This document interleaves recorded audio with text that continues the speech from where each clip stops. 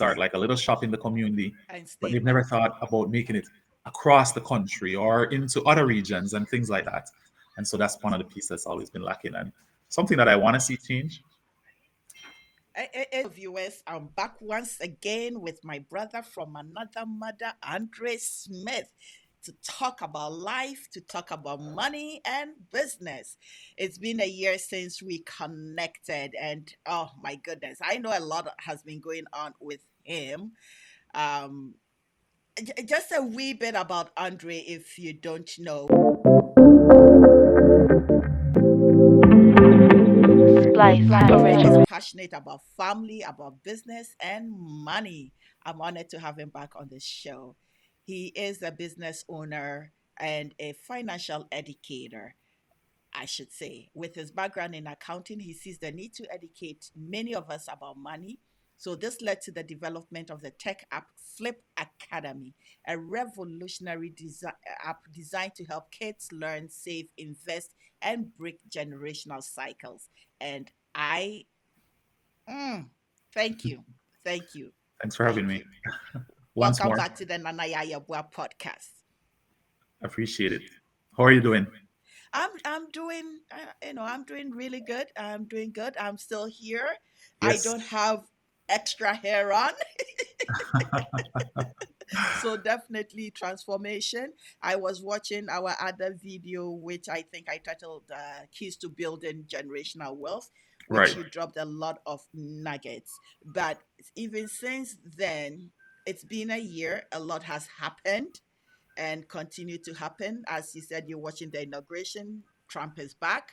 Tariffs here, tariffs there, all Yep. these things. And then we're also looking at the financial system that is that the interest rates are slowly, gradually being decreased, and we having Hmm. some sort of control over inflation. But many of us still feel that inflation hit our pockets the most. And we're talking about investment. It's like, how do you invest with all these things going on? So I think your role today is to help us navigate all these changing modes. And a key aspect for me personally is blacks and technology. So we'll Hmm. revisit the fourth industrial revolution, which is technology, and that um, we take it from there. What do you Absolutely. think? Yeah, no, you've touched on a lot of points that are really important. I don't know if it was your page that I saw this on or someone else, and they were saying their word for 2025 is uncertainty because there's so many changes taking place. We see what is happening in Canada. Yes. The inauguration taking place today in the US. Interest rates are coming down, but even with interest rates coming down, a lot of people are in debt. A lot of people are struggling right now because of that inflationary period that they've experienced, right? With rapidly rising interest rates, rapidly rising, food and living expenses. So people had to rely heavily on credit. So even though interest rates are coming down, people are still struggling. And honestly, it's gonna take a while for people to feel comfortable and to be in a position where they feel like they're not being squeezed. I think you've raised a point about uncertainty, and this is one of the things that for me as an entrepreneur, I see uncertainty as sort of like my playing ground because I start thinking what opportunities exist to start making more money, and I think that's one of the things that we were talking about earlier when I said like I'm looking at what business venture I can start next because there's just always opportunity. And the other piece you touched on, which is tech, something that I've gotten so passionate about. It was such an interesting pivot in my life, moving from strictly focusing on accounting and finance to be building a tech platform. And right now, we are building and training three different AI models, one of which focuses on the behavioral side of finance, which is quite interesting for us.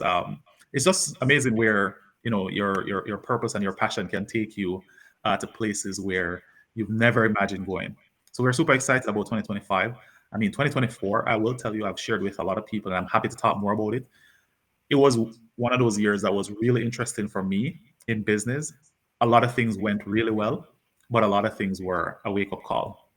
It is crazy that there was this huge juxtaposition between things going well and things going bad at the same time. And I think that's one of the skills that you have to have as an entrepreneur is how do you really bring all of that together? You know what I mean? Yes.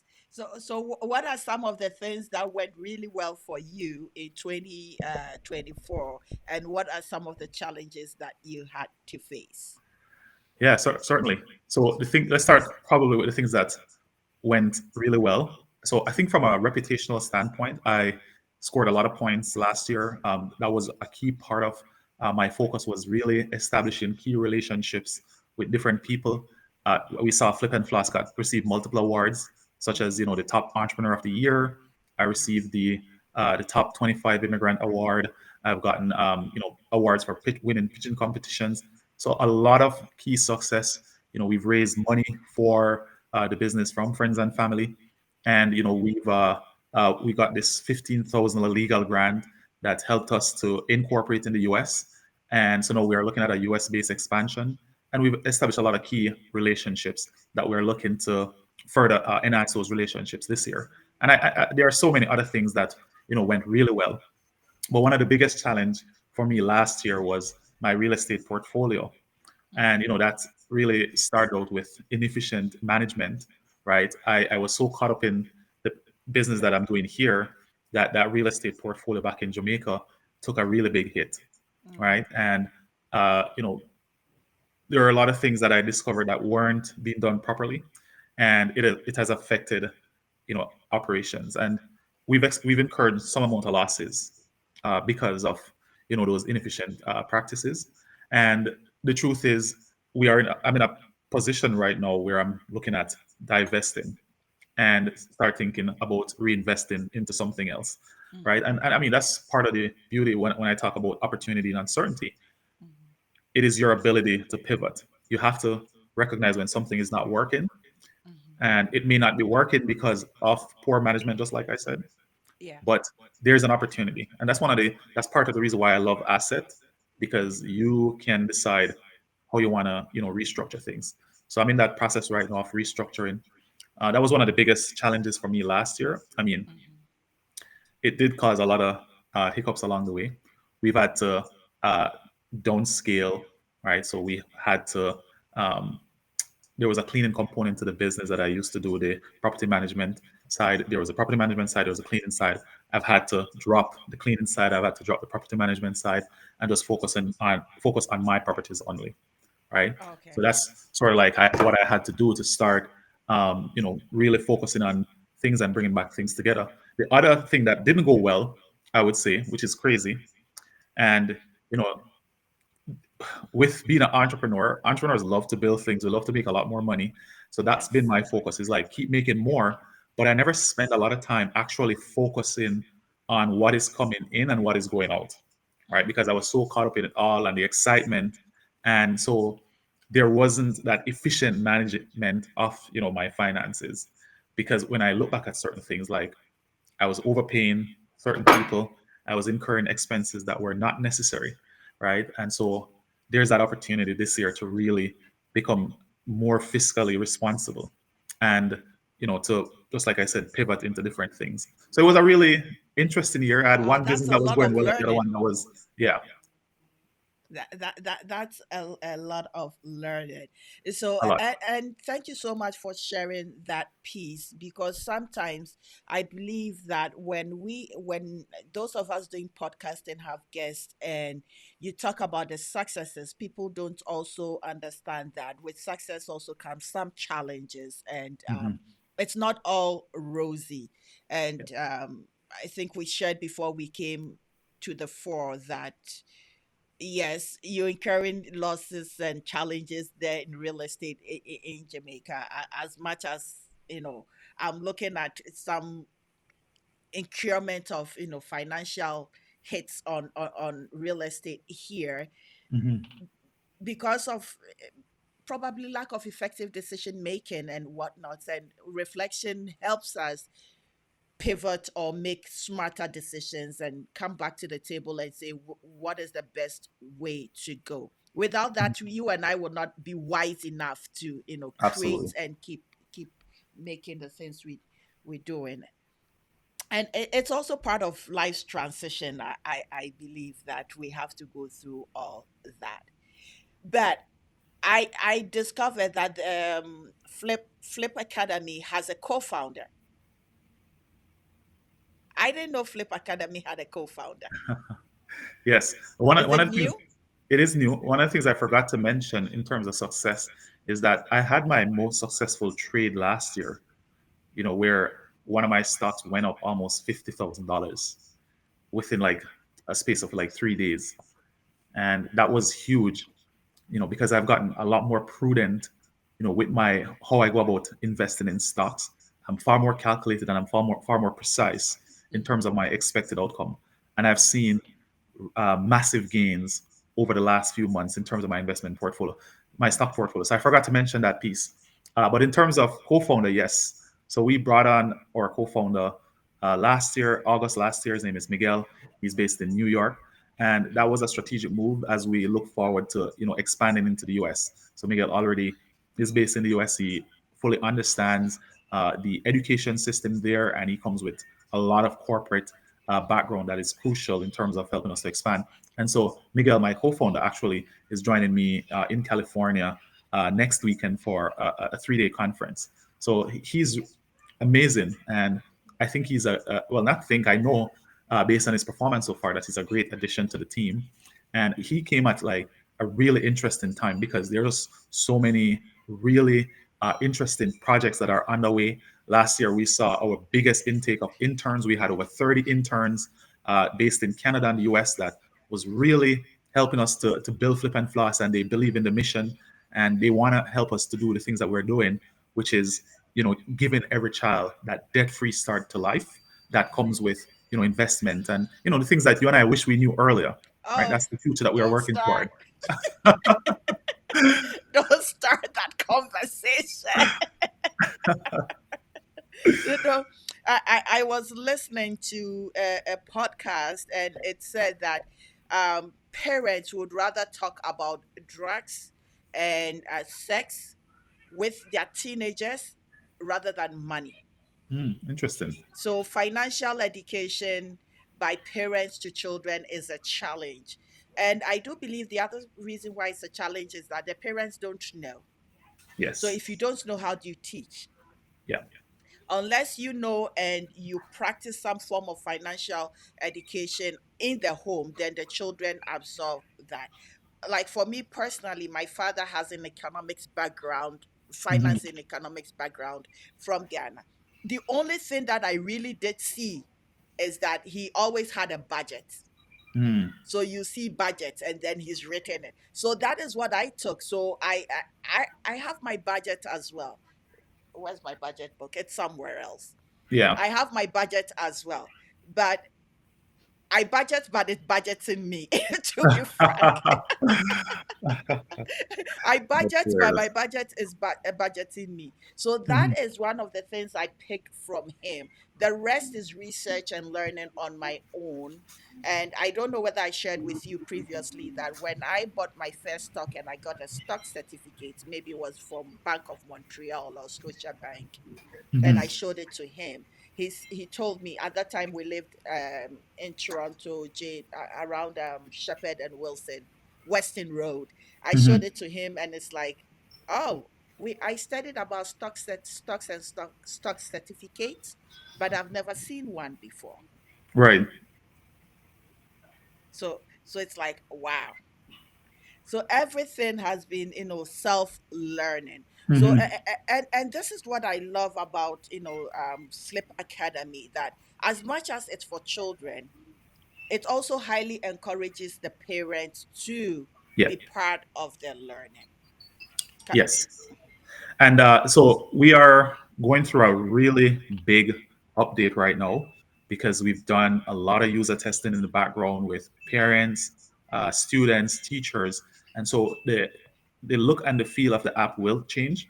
And like I said, we're building those AI models because one of the things that we've seen in personal finance these days is sort of like a one size fit all, and we want to say how can we learn about the behavior of particular individuals and give them recommendation that's tailored to them and their behavior, the way they think, the way they perceive and manage money. So that solution should be customized. And so that's what we're building right now. The other piece that we are building is the ability, just like you said, a lot of parents don't understand finance themselves. Now, if we have our AI in the middle, that makes it easy to understand the behavior and then sort of become that uh, coach to the parents, right? That breaks it down, that help them to understand and help them to coach and to guide their children in the right direction. That's sort of like what we're working toward. And we've come across this because we've seen it. Like I said, all the platforms, there's a one size fit all. It's not really effective that way, right? And so we're meeting kids where they are, we're meeting parents where they are. And the other tool that we're working on is this tool that allows parents to save on fees. We look at the US, for example. Parents pay over, I think it's like 9 billion US per year or more in fees, and it's a similar number in Canada. So we are looking at all these opportunities to empower people. Uh, Like in fees, what kind banking fees or Banking fees, credit card fees, all sort of fees.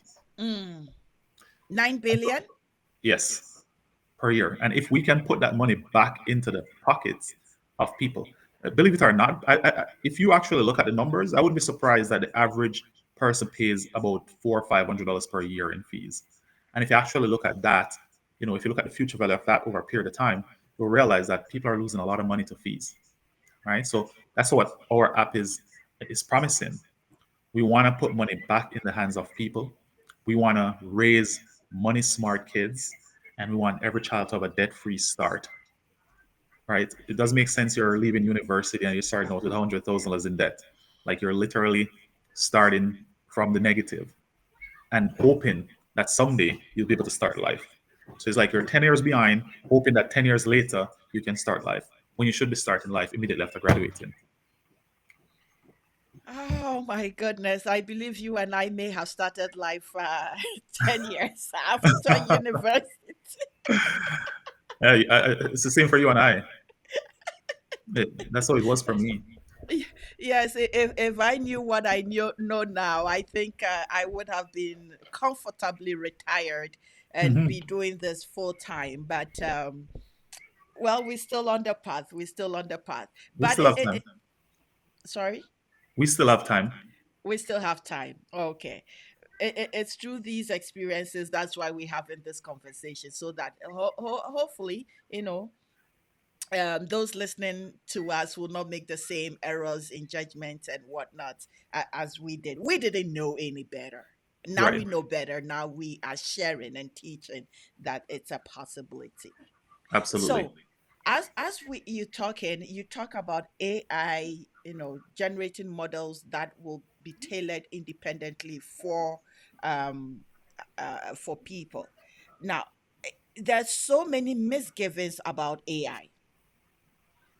So I just want from you, in your view, say, for somebody who has no idea about AI, which is AI, what it means and how the ethics around how you using it, because many people have ethical dilemmas about artificial intelligence and its Mhm. usage.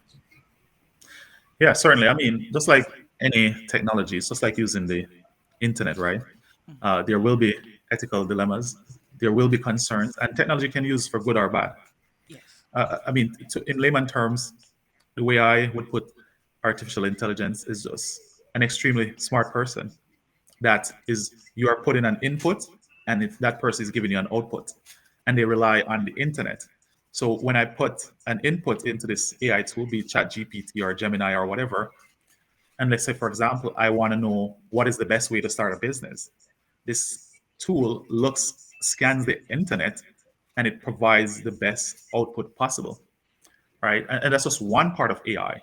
Mhm. The other part of AI, and there are so many things that AI can do. AI is really can be used to simplify things, to create efficiencies, and to help us to really make smarter decisions. Like in our case, we're using AI to learn, machine learning to learn about the behavior of students and use that to predict future outcome. So that's another way that AI can be used.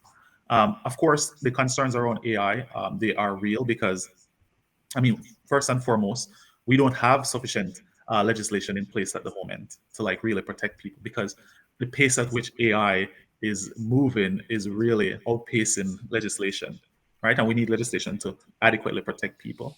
And we've seen other concerns around AI and facial, for example, Recognition. facial recognition, that is incorrectly recognizing, black people, for example, and criminalizing them, Mhm. right? So there are legitimate concerns. It wouldn't be fair of me to dismiss those concerns.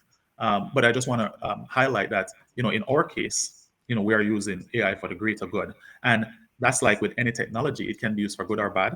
In our case, we're using it for the greater good. We are in Canada, and we follow strict privacy legislation. And we're going to make it clear to people at every level, what sort of information we are collecting and why we're collecting it, so that they know precisely what the information is being used for. And it, in terms of the ethics that you also speak of, it comes down to the core values of the business as well, right? Mhm. For example, we will never use people personal data to sell to anybody or to whatever. So Yes. I mean, there are a lot of dilemmas. There's a lot of concerns out there with AI, and the truth is, it will get better. It's just like when the internet came. A lot of people were scared. A lot of people had concerns. But over time, we see the internet creating a lot of opportunities. We were able to see influencers, content creators, podcasters. All of these careers came because of the internet. And so, as AI continue to become normalized and to become more regulated, it will create a lot more opportunity, and we will see more regulated AI and more ethical use of AI. Thank you so much, guys. You're watching the Nana Yaa Yeboaa podcast, whether you're watching on YouTube or you're listening to us on Spotify or any other podcasts. Thank you so much for tuning in. We appreciate you. Please remember to subscribe or hit the subscribe button. Now, you talk about core values, and it's like, oh, he just spoke my language. Yes. He just spoke my language. So um let's get to, you spoke about core values and some businesses taking our data and selling those data. So Mhm. let's talk about some of the core values that Flip Academy espouse Yeah, and of course. why you chose those core values for Flip Academy. Yeah, great. I mean, this is a topic that I love as well. I think the number one core value for us is trust, and we define trust as doing the right thing even when no one is watching. Some Mhm. companies will come up with a privacy policy, and Yes. somewhere in that policy they bury something unethical, and that to me is not building trust, right? So that's the one that is paramount. The other core value that we have is around collaborative partnerships. So everything that we do, we involve stakeholders. Just like I said earlier, that we are rebuilding the entire experience, and we brought on students, we brought on teachers, and we brought on a lot of community partners to get their input. In fact, our mobile app, we just launched for the first time what we call our design bootcamp, where we actually have kids rebuild the whole experience on the Flip and Floss app as it relates to them, right? So that collaborative partnership piece allows us to work closely with all our partners, right? And another one for us is continuous learning. This is Mhm. something that I personally believe in, and this is something that everyone at Flip and Floss believes in, is that we continue to learn, from others, and from our mistakes, and we're going to be open, to receiving feedback at every level. Right. So those are some of our core values, and in fact, these core values, they didn't come from me. So I was not the one who dictate these core values. I mean, I put them out there, but then we actually opened up to a vote. We had about 50 people. This Mhm. was probably in 2020, that chose these core values, and we landed on, I think, four of them. Oh. Right. So it was people. We've always been about people. As much as we are a for-profit business, we are a for-people business. Right. So profit is not our KPI. It is a success and how we've changed people's life that Mhm. we use as our KPI to measure success. Oh, wow. That is great. That is great. So you're doing this and from background to technology background, Yes. and now part of the fourth revolution, industrial revolution, AI. Um, i- in your view, how do we as persons of color um, you know, utilize AI as a leverage to build businesses or to upskill and become better. So within the in the world. Mhm. Yeah, no, that's a great question, and I think it was the CEO of, I can't remember which company, but he was saying if you're not incorporating AI in your business, then you're going about business incorrectly, and it's very true. So there are two main ways that I think, as Black founders we should be incorporating AI. Uh, I think the first one is from an intelligence slash efficiency tool. I look, for example, my personal assistant right now is AI. Like, it doesn't matter what I want to do, it is AI. Regardless of the problem, I will frame that problem and I will put it into ChatGPT to get an output. And I will tell you, majority of the time, the output is so brilliant. It is thinking at levels that I could not have thought about in such a short period of time. Not saying it's not possible for me to get there, but within 1 to 2 minutes or less, I'm getting output that is so valuable and rare, right? So that's the first way, is that you can use it as an intelligence tool to help you to make smarter decisions, regardless of the decision, whether it's about marketing, sales, growth, leadership, negotiation. You can be using that as a tool to your advantage, right? Generating proposal, you name it. The other way that we can be using it as Black founders is an efficiency tool, right? So, for example, you want to generate some standard operating procedures for your business, right? Quickly, you can put in an input, and get an output around standard operating procedures for your business. You can literally use this to put systems and procedures in place to make your business more efficient. And then the third way, and I'm sure there are a lot of other ways in which we can use AI, but the third one that I'm going to leave is actually incorporating AI into our products and services to make it much better for our customers. If you're not doing that, then your business is becoming obsolete by the minute. So you need to incorporate AI into your business to enhance the experience for your customers. All right. So those are the three ways in which I would say, as an intelligence tool to help you as a Black entrepreneur to make smarter decisions, as an efficiency tool to help you to scale your business better, and an embedded tool in your products and services to make it better for your customers. This is powerful. Wow. I feel like it's just been a segmented masterclass in AI utilization. This is so, oh my goodness. It's so juicy. Thank you. Thank you. Thank you. No problem at all. Thank you. So, if people are looking for Flip Academy and looking for you, where can they go? Hey, I'm all over the internet, but you can definitely, people can send me an email at, Andre underscore Smith at flipandfloss.com. I'm sure you share that in the comments. There's our website, flipandfloss.com. I'm on all social media platform, the Flip Boss. So once you search the Flip Boss, you'll come across me. And you can reach out. We can have a conversation. If you're looking to grow your business, if you're just looking to start a business, if you're looking to invest, whatever the case is, I'm here to help. As someone who has built everything that I have to date from nothing, my grandmother was my biggest source of inspiration. She had a shop, a community shop. And, like, one of the things that I always tell people, and maybe it's true in Ghana as well, because I find that we are very entrepreneurial in spirit. Yes. We start a Yes. lot of businesses. But one of the things that I've found that's always been lacking from Jamaicans, for example, is that we don't scale businesses. So a lot of people start like a little shop in the community, And but stay they've never back. thought about making it across the country or into other regions and things like that. And so that's one of the pieces that's always been lacking, and something that I want to see change. It's so you hit the nail right on its head.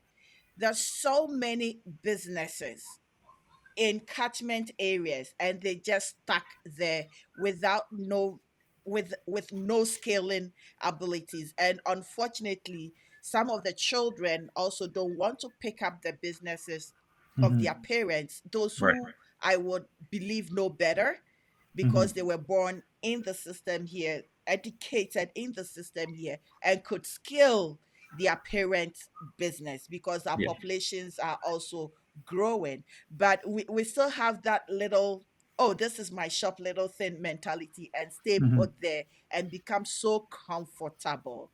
So getting big is scary for us. Um, I don't know why. It, it probably it's fear. It's Probably. fear. So we get really comfortable in our little Yeah. spots. And it's what we've known, right? That's what we grew up and we see. And like sometimes you don't realize things, like if you're in a certain environment and that is the norm, you stick to the norm unless you're taught otherwise, right? And even some people, they might be taught otherwise and they still don't change because of the fear of change. So that's also possible, right? But I think it's multi-layered. But I think a big part of it is because we don't know. Because for me, the truth is, when I used to live in Spanish Town in Jamaica, I wanted to start a shop like my grandmother. And I never thought about growing it beyond that. Because if someone were to say to me, okay, are you planning to scale your grandmother's business? I'd be like, what the hell are you talking about? What do you mean by scaling a business? I wouldn't even know what that means. Mhm. Right? The very first time I heard about scaling a business was in North America. And at that time I had no clue what that meant. I, I do believe that there are other challenges we did speak about as well, as in, and what you shared about the business not doing right and whether the leadership and the management of the business. So Hmm. I do believe there are systems that with leadership and management also within our communities that we need to take another critical look at and transform the mindset, transform ourselves the mindset, and do more teaching or education to bring out the best in us. So that maybe that is also another area of concern that businesses tend to fail when they try to expand because people that need have been employed to manage those businesses mismanage those businesses as well. Andre, thank you so much. Any last words for us? Yeah, no, you're absolutely right. And I mean, in closing, I'll say, 2025, I mean, as what was 2024, I think is a great year to really seek opportunities and to really push yourself and to get out of your comfort zone, right? There is and there will forever be a lot of money to be made, a lot of businesses to start, a lot of opportunities, but you're gonna have to like sometimes create those opportunities, right? I spent the last month in Jamaica looking at the landscape, trying to see like what opportunities could come, and you have to really create those opportunities for yourself. It's very easy, and especially for us as people as of color. One of the things for me, like when I came to Canada, I had a certain thinking dished out to me. This is, as a black person, this is how you're supposed to think, this is how you're supposed to operate. There is this bubble, right? And so I had to dismiss that, and I had to unlearn a lot of the things that I learned growing up in Jamaica. And so really, if you want to achieve success at a level that you've never seen before, you have to be willing to go outside of your comfort zone. And I will tell you, that success to people looking in looks good. To the entrepreneur who's building it, it's painful. So I don't want people to think this is just all easy and it's peaches and roses. It is going to be hard, but is it worth it? Absolutely. I'll leave it right there. It is worth it, people. You have heard from my brother from another mother, Andre Smith. He is the co founder of Flip Academy, and Flip Academy teaches about money uh, for kids, not only for kids, for families. So, as you've heard us discuss, it's not easy, but it's doable. It's finding a solution to problems in society. I know we all kind of going through the financial crunch, but you need to figure out and find the needle in a haystack, find the problem and create a solution to it. And there is AI tools to help you. So please, it depends on you, the person, how you utilize the tools to your advantage or disadvantage. The tools are there. Utilize it as leverage. You need to know more about financial education. Please connect with him or go to www. I think it's flipacademy.ca. You will get more information. Download the mobile app and teach your kids. Let your kids go through it, teach, and also learn. It is in learning that we teach. And he's done his learning, and I'm learning from him. And we're bringing it to you on the Nana Yaa Yeboaa podcast. Thank you.